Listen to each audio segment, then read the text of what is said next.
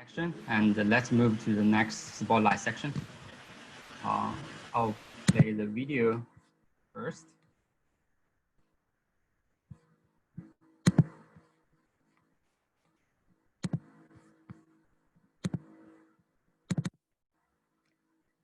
So the first talk is efficient adaptation for end-to-end vision-based robotic manipulation.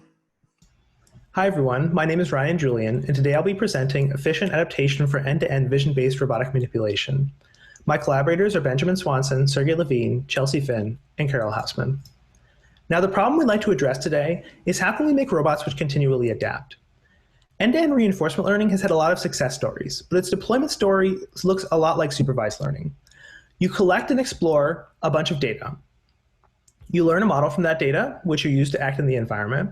Once you're satisfied with that model's performance, you deploy it, and for the most part, that's the end of the story. But the promise of reinforcement learning is that that's not the end of the story. That when you deploy your model and it fails, you can use that failure data to continually create a new and better agent. So we'd like to start finding some simple building blocks that can make that continual learning story a reality. Now here's an example. The robot on the left was trained to grasp any object in its workspace, and it's really good at that. It can grasp a held out set of test objects with 94% success rate. Now, if we take that exact agent and robot and we place a checkerboard pattern behind its workspace, its performance drops to 50% because the agent's now confused. It's never seen this configuration before. What we'd like to do is to take the data from this failure and to use it to boost the performance of the agent back up to the baseline success rate. Our work is an empirical study which shows that you can use a very simple offline fine-tuning procedure and a small amount of data in this new scenario to achieve really strong adaptation results on real-world problems. And furthermore, we show that you can do this without any specialized architectural priors, losses, or algorithms. Now, really quick preliminary, all the empirical results in this study are based on the QT-opt algorithm and associated grasping architecture for the Q function. QT-opt is very similar to DQN, with a couple modifications made to allow it to use continuous action spaces. And the grasping architecture is very similar to AlexNet. Now, what about this fine-tuning method? Well, honestly, it's barely a method at all. When presented with a new scenario, we use the pre-training Q function to collect a small data set of successes and failures in the new scenario. And then we treat that pre-trained Q function as though you would a supervised learning model, and we fine-tune it offline. We apply new gradient updates using a reduced learning rate. And we change one small detail from regular fine-tuning and supervised learning, which is that rather than using only new data, we use a mixture of the base data and the data from the new scenario. And I want to emphasize that the simplicity of this method is really its strength. We're looking for building blocks for continual learning, and simpler building blocks are better than more complex ones. Now, in our study, we evaluate this method across a panel of 5 different variations that we would expect a robot to see during deployment. We change the objects that it has to grasp. We change the background of the workspace. We degrade the robot's hardware a little bit. We introduce harsh lighting conditions that it's never seen before. And we even change the morphology of the robot itself. Now here's an example of the performance of this method on this checkerboard example I gave you. So on the right, you can see the performance of the robot after fine-tuning. It actually achieves 90% success rate, which is actually better than the baseline grasping performance it started with. Now, another thing we find in our empirical study is that pre-training from reinforcement learning is really essential. On the left, you can see an experiment where rather than using the pre-trained Q function as the basis for fine-tuning, we instead use a Q function that's been preloaded with ImageNet classification features. And then we apply exactly the same fine-tuning procedure I described before. Now we can see that using this procedure, the ImageNet agent does learn some useful skills. It learns to servo and grasp towards objects, for instance, but it fails to learn depth perception from such a small data set that you can access in a fine-tuning setting, and ultimately isn't able to grasp any objects. Now, here's a summary of the results we get using this method for single-step fine-tuning, and as you can see, there's across-the-board improvements in all cases, many of them exceeding the baseline performance. Now remember, our goal is a building block for continual learning. So we devised this experiment where we repeat this fine-tuning process over and over again, visiting each of the 5 challenge scenarios that we introduced. But this time, each step starts with a fine-tuning model from the previous step, as opposed to the base Q function it explored with. And here's an example of the results from the fifth and final step of this experiment. So this policy was fine-tuned 4 times before it was fine-tuned on this final scenario for the offset gripper. And it still achieves a 91% success rate. So our overall conclusion is that fine-tuning continually isn't any less effective than fine-tuning once. And this is a really great property for a continual learner to have. So now that I'm out of my time, some conclusions. We find that offline fine-tuning is a very promising building block for continual learning. It's fast and requires very little data. It's simple, it's offline, and it barely differs from regular training. And you can do it repeatedly in a continual learning setting with virtually no performance penalty. Finally, I'd like to thank my collaborators and the workshop organizers for having me today. If you'd like more information, you can visit any of these links. And please.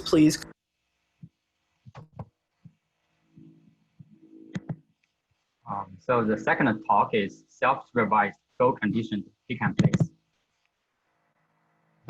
Hello, my name is Colleen Devon, and I'm presenting our work on self-supervised goal-conditioned pick-and-place. We explore the problem of goal-conditioned pick-and-place in a simulated robotics environment. The robot arm has a suction cup gripper and must pick objects out of the part tray and place them into the kit. For example, here it picks the purple ball and places it into the kit bin. The problem we're interested in is that, given a goal kit, the robot must decide where to pick and place objects in order to match the goal kit. For example, here the cylinder should be placed into the top corner of the kit in order to improve similarity to the goal. Specifically, we want an approach that will generalize to novel objects and lighting conditions and is learned without human supervision. We use the following self-supervised learning approach.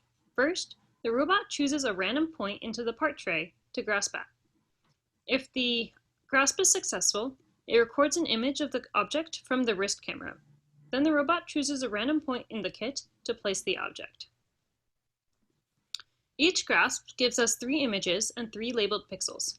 We know that the points chosen to grasp and to place at contain the same spot of the same object across the images. All other pixels are very likely to be different objects or different spots within the object. We now use this data to learn a pixel-wise representation of the objects in the bin. We initialize a fully convolutional network which embeds the image into a pixel-wise embedding space. We select the pixel at which the robot grasped to get the embedding of the grasped object. We do the same thing for the other 2 images. In order to train the networks, we use a contrastive learning method where the embeddings at the selected pixels are pushed to be more similar to each other, while the embeddings at other pixels are pushed away. This training method only uses a supervision that the robot can provide to itself. Our contrastive learning method requires a definition of similarity between embeddings. We use the dot product as our similarity and apply regularization to avoid large embedding norms. This loss function is akin to a classification over pixels, where the dot product is the logit of the classification. Once we have learned a good embedding network, we can perform goal condition pick and place. To choose where to pick, we embed each image and calculate which pixel in the part tray embedding will most improve the similarity of the kit to the goal. Similarly, once we have grasped an object, we choose where to place it by, again, optimizing for improved similarity to the goal. Using the wrist image embedding here instead of using the part tray embedding at the grasp point allows us to adjust for any errors during grasping. We perform experiments in simulation by using a variety of textures from the describable textures dataset. The training and validation scene textures are from the same classes, while the validation unseen are from held out texture classes. We test out how well our embedding model generalizes to novel textures. We evaluate our model on the task of localizing objects in the bin from a wrist image containing that object. We find that our model generalizes quite well to novel textures, going from 83% on the trained textures to 70% on the held out textures. There's no difference between the validation seen and the validation unseen. Now we perform goal condition kitting. The green square in the part tray shows where our method chose to pick, and the green square in the goal kit shows where it decided to place. So here this film strip shows the kit before, the goal kit, the part tray, the wrist image after grasping, and the kit after placing. As you can see, the object has been placed into the correct location. As another example, again, the same ordering of images. And you might notice that the bins are all different colors. This is part of our lighting variation that we have both during training and evaluation, and we show that our method is pretty robust to this extreme difference in lighting. Finally, we have a last example where is a much larger number of objects in the part tray. Some limitations in future work of our method is that our method only predicts a position to grasp and place at. It does not predict an orientation. So if the object needed to be rotated before being placed, our method doesn't currently capture that. However, rotating objects in the gripper during data collection could provide orientation level supervision. And finally, while our experiments are all in simulation, our self-supervised approach is compatible with real-world training without a human in the loop. Thank you for listening, and I'm happy to answer questions at the Q&A session. Third talk is Seeing Through Your Skin, a novel visual tactile sensor for robotic manipulation. Hello, everyone. I'm Francois Hogan from the Samsung AI Center in Montreal, and today I'll be presenting a novel visual tactile sensor that's designed for robotic manipulation. One of the key elements of this sensor is the design of a semi-transparent gel membrane that can either be translucent or opaque depending on the surrounding lighting conditions. By mounting the gel membrane over a camera and keeping the interior of the sensor bright relative to the outside, the sensor behaves as a tactile sensor, allowing to visualize the texture and the contact geometry of the object, in this case a lemon.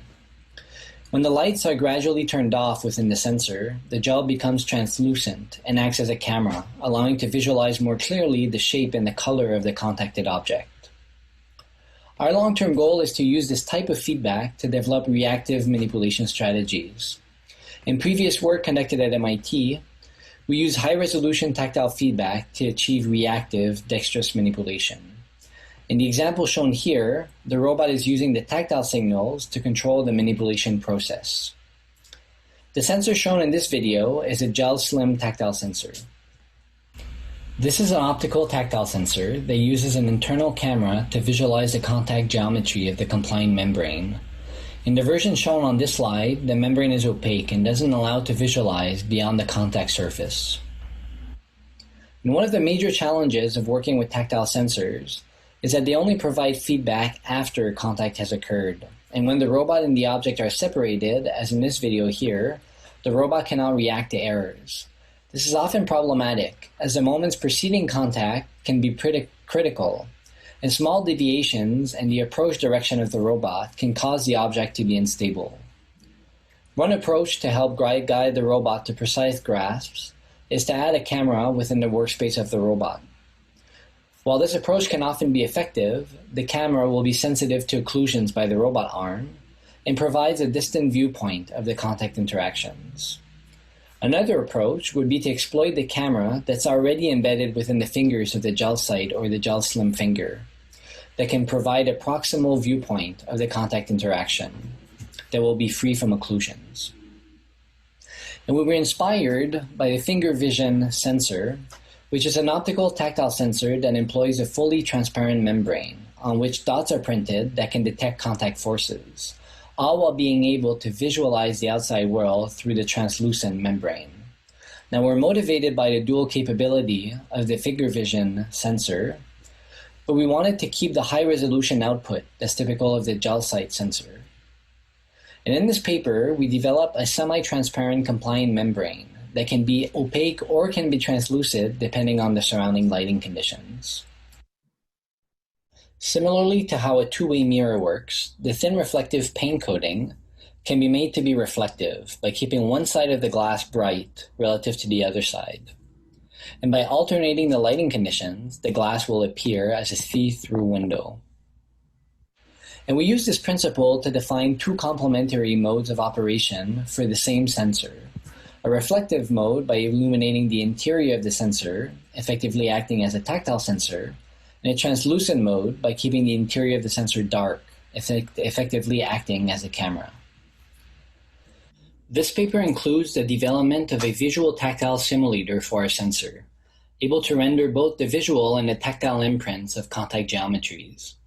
We describe the simulator in more detail in the paper.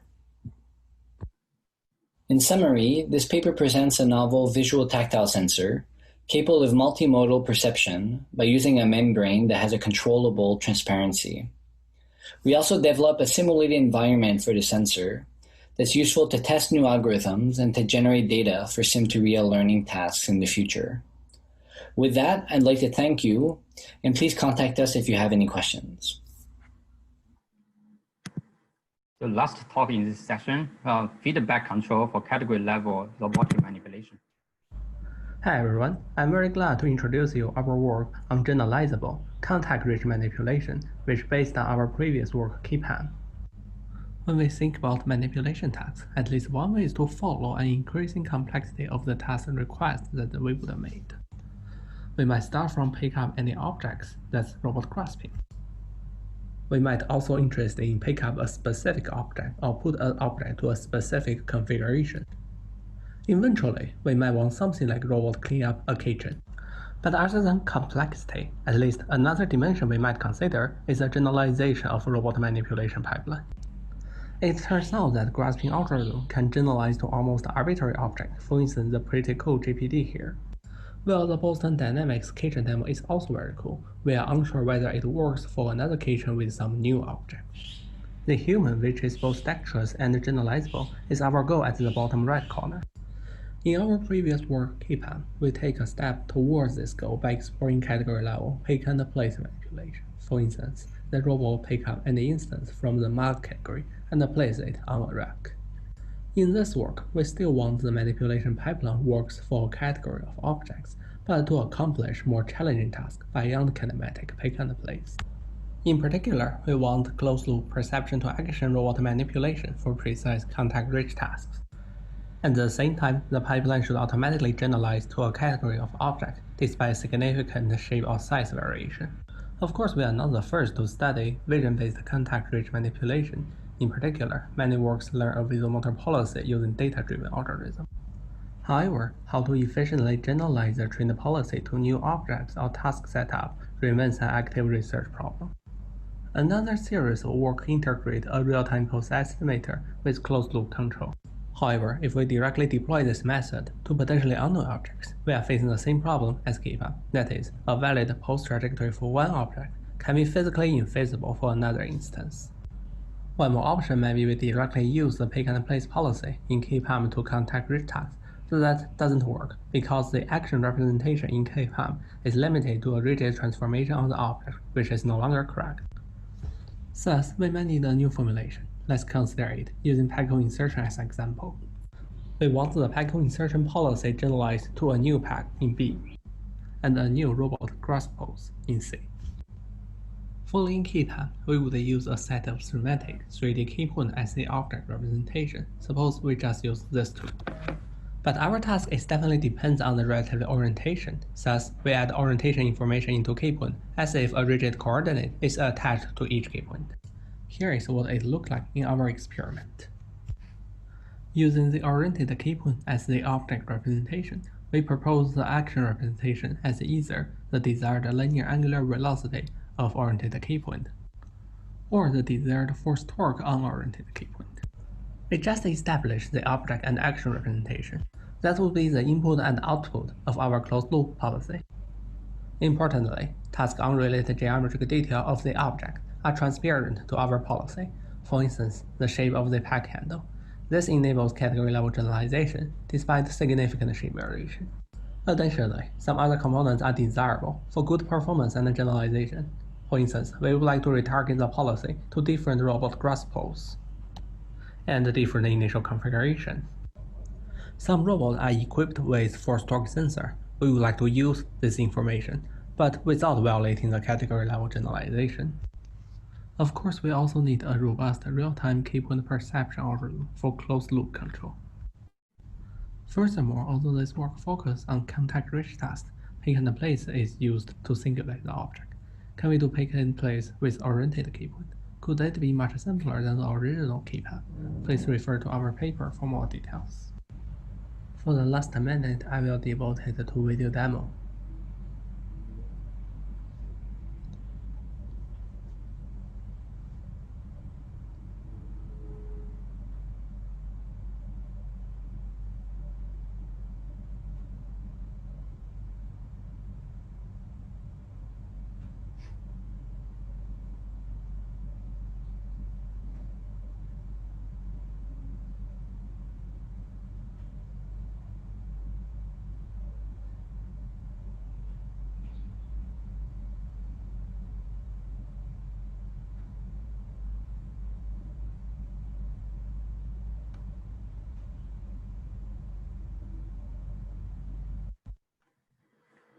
Okay, that's all the 4 talks in this session. We'll have some questions. Let me stop sharing. So the authors of the last talk are not here, so we can have questions for the first 3 talks.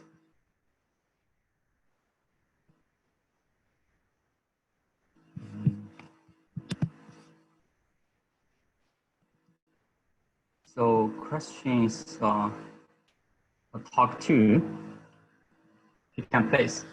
How much data did you use for training in simulation for calling? Yes, so we used about 40,000 grasp episodes. So that's one pick in one place for training and simulation.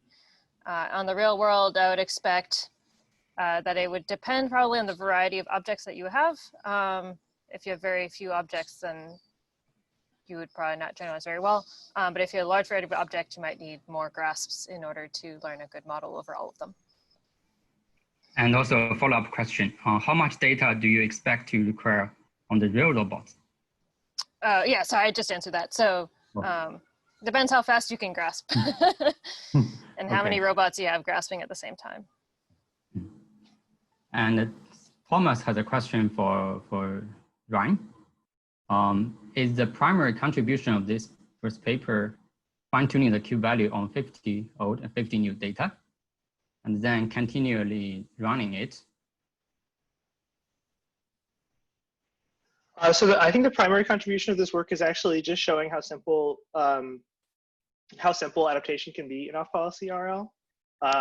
To address, I'm not sure I fully understood the question, but if the question is the fine-tuning an online, so is the data collected and updated on policy? The answer is no. All the data in the study is collected using the base policy, but the fine-tuning process is completely offline. The policy is never updated during the fine-tuning data collection.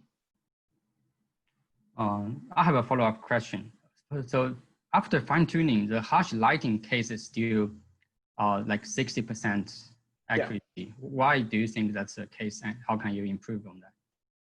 Yeah, so I think that the 60% accuracy really gets at the fact that the harsh lighting is a really, really, really challenging case. If you go into the paper, you can see what the camera is actually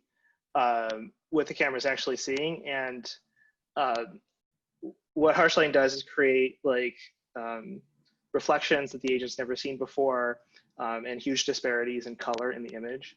I'm not sure that we can specifically fine-tune our way out of such an extreme example, but I guess what I would point out is that the fine-tuning results do double the success rate from like 32 to 64%. How you would actually deal with a problem like this in practice, I think that if you're going to see an adaptation case that's that extreme, you should probably include that kind of lighting variation in your pre-training, kind of similar to what you see in Colleen's work. Mm-hmm. Thank you. Maybe let's have the last question for the third speaker. So in your sensor, right, you can switch between tactile and the visual. So I'm wondering how fast the speed of switching mode, is that real time? Can you achieve that? Yeah, so right now we haven't optimized the switching mode. And something I haven't described in the paper is there's kind of an intermediate mode where you can have both the visual information and the tactile information at the same time. So that's kind of the mode that we're using for now, but that's certainly an area that we're interested in the future, switching between both. And it's an open question, how fast can you control it? And what's the optimal way to do it? I see. Thank you. Thank you for all the spotlight speakers in this session and also the previous session. So let's move to the next session, and I'll switch to Quan to introduce our last invited speaker.